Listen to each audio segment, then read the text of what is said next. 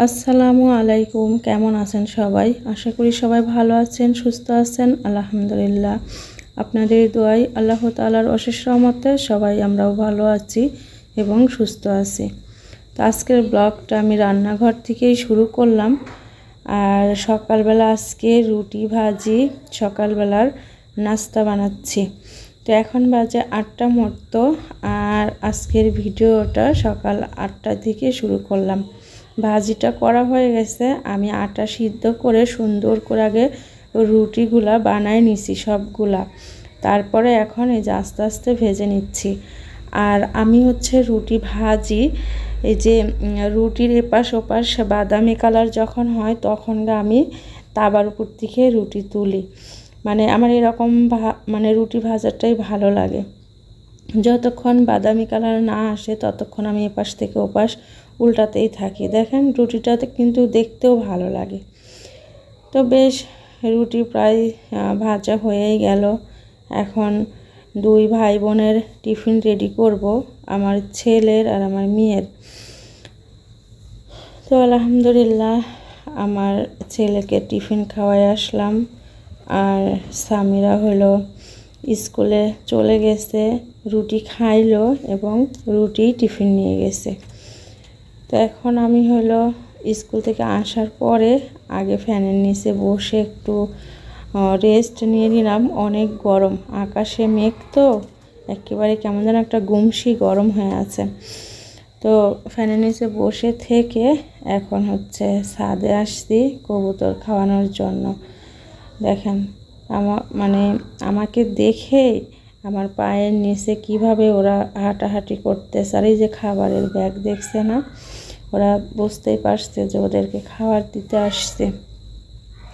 আর দুইটা কবুতর আমার এত সুন্দর পছন্দ হয়েছে, মানে এই মাথার উপরে একটা মানে টিপের মতো কালো কুচকুচা মানে এর পশম হয়েছে। এত সুন্দর লাগছে দুইটা কবুতর। মানে আমি তো কাছ থেকে ভিডিও করতে পারি না, ওরা ভয় পায়। আমি আপনাদের দেখাইতে চাইছিলাম কিন্তু আমি পারি নাই। দুইটা কবুতরের মাথায় এত সুন্দর টিপের মতো কালো হয়ে আছে, মনে হচ্ছে যে কপালে টিপ দিয়ে রাখছে। আমি অনেকক্ষণ দাঁড়ায় থেকে দেখছি যে কবুতর দুইটার মাথার পরে এত সুন্দর লাগছে। ছাদের উপরে আবার ছাগলও উঠে আসে, যে আশেপাশে সব গাছগাছালি আছে, তো ওইগুলা খায়, পাতা খাইতে আসে। তো কিছু কাপড় চোপড় ছিল, ওইগুলা দিয়ে যাই, রোদে দিয়ে যাই। একটু একটু দেখছি যে ঝিপসি ঝিপসি রোদ বের হচ্ছে। বেশি ভিজা না, হালকা পাতলা ভিজা, একটু রোদ লাগলে মশমশাভাবে শুকায় যাবে। আসলে বর্ষাকালের দিনে সব থেকে বেশি সমস্যা হয় কাপড় চোপড় নিয়ে, শুকাইতে চায় না, এইগুলা মেলে দেওয়ার জায়গা থাকে না, খুবই একটা খারাপ কাজ হয়। আর হচ্ছে ভেজা কাপড় চোপড় দিয়ে একটা কেমন যেন একটা গন্ধ বের হয়, এটাও ভালো লাগে না। রোদ বের হবে, কাপড় চোপড় ধুয়ে দেব, ভালোভাবে শুকায় যাবে, এটাই কিন্তু ভালো লাগে। এই কাপড় চোপড়গুলো কালকে থেকে নিয়ে আমি ঘুরতেছি, তাও শুকাইতে পারছি না। তো এখন হচ্ছে ছাদে থেকে নেমে যাব। ছাদে থেকে নেমে আসার পরে আমি ঘর দুয়ার গোছাইছি, তারপর হলো ঝাড়ু দিছি, বাহিরে ঝাড়ু দিছি, থাল বাসন মাজছি। মাজার পরে এখন হচ্ছে এই যে রান্না করার জন্য, দুপুরে রান্না করার জন্য সবজি বের করছি, মাছ, মিষ্টি কুমড়ো আর কাঁচকলা। আমি আজকে কোথাও বের হইতে পারি নাই, আজকে সময় ছিল না। আমি কিন্তু প্রতিদিন একবার হলেও রান্না করার আগে তিশা ভাবির ওখানে যাই, আজকে যাইতে পারিনি। তারপরে যে গুড়ি গুড়ি বৃষ্টি, এই জন্য যাইতে পারে না। এটা হলো হাঁসের খাবার রান্না করছি, হাঁসের ভাত। তো ওদিকে মিষ্টি কুমড়োটা আমি ভাজি করার জন্য কেটে নিছি, নিয়ে ভাজিটা বসাই দিচ্ছি। আর ওই যে হাঁসের ভাতটা রান্না করলাম না, ওইটা যখনই ভাতটা ফুটে গেছে তখন আমি চুলাটা বন্ধ করে রাখছি। এই যে পানি গরমটা আছে না, ওই পানি গরমেই ভাত হয়ে যাবে। আর ওদের ভাত নরম হলেও কোনো সমস্যা নাই, ঝরঝরা হলেও সমস্যা নাই, ওরা তো পানি দিয়েই খায়। এই জন্য ফোটানোর পরে ভাতটা যখনই ফুটে ওঠে তখনই আমি চাপা ঢেকে রেখে দিই, ওই গরমে ভাত হয়ে যায়। তো ভাজিটা বসাই দিলাম, এখন ভাতের চালটা ধুয়ে নিয়ে ভাতটা বসাই দিছি। ভাজি নামাই ফেলছি। এখন কাঁচকলা দিয়ে এই যে রুই মাছ রান্না করব। এই জন্য হলো কলাটা আমি সুন্দর করে কেটে একটু গরম পানি দিয়ে ভাপ দিয়ে নিছি। এখন মাছগুলো একটু ভালো করে ভেজে নিই। আসলে কড়াইটায় কি সমস্যা হলো বুঝতে পারতেছি না, কড়াইয়ে মাছ মানে ভেঙে যাচ্ছে, উঠতেই যাচ্ছে না। আমি তো এই কড়াইতেই প্রতিদিন মাছ ভাজি তরকারি রান্না করি। কি হলো, আমি মনে হয় এই কলাটা ভাপ দিয়ে নিছি, এই জন্যই নাকি মাছটা ঠিকভাবে উঠতে যাচ্ছে না। তো যাই হোক, ভালোভাবে তোলার জন্য চেষ্টা করতেছি। মাছ হচ্ছে ভাজার সময় যদি ভেঙে যায় না, কেমন যেন লাগে আসলে। মানে আকর মাছ দিয়ে তরকারি রান্না করলে কিন্তু ভালো হয়, সব ভাঙাচোরা মাছ দিয়ে তরকারি রান্না করলে আমার দেখতে ভালো লাগে না।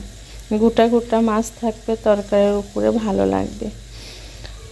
তো মনে হচ্ছে যে আমি ভালোভাবেই তুলতে পারবো, সবগুলাই যেহেতু তুলছি। এই তো আল্লাহর রহমতে আমি ভালোভাবেই মাছগুলা সব তুলতে পারছি, মানে ভাঙি নাই, অতটা ভালোই আছে। তো আমি মাছের তরকারিটা রান্না করে নিই। তো এখন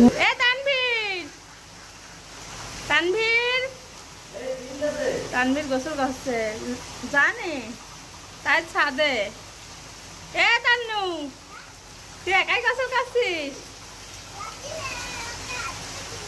লাঠিলি বুড়ি হয়েছিস, মুরব্বী হয়েছিস?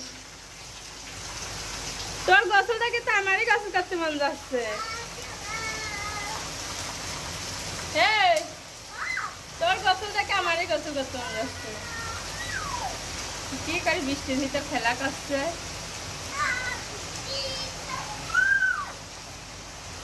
যা ওই দিক যা, ওই দিক বেড়াই গা, বেড়াতে চলে যাচ্ছে।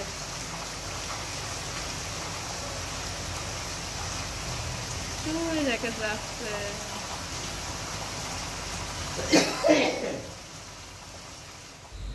দেখতেই পারলেন অনেক জোরে বৃষ্টি হচ্ছে অনেকক্ষণ ধরেই। তো বৃষ্টি হচ্ছে, আমি রান্না করছি, খুব ভালো লাগছে।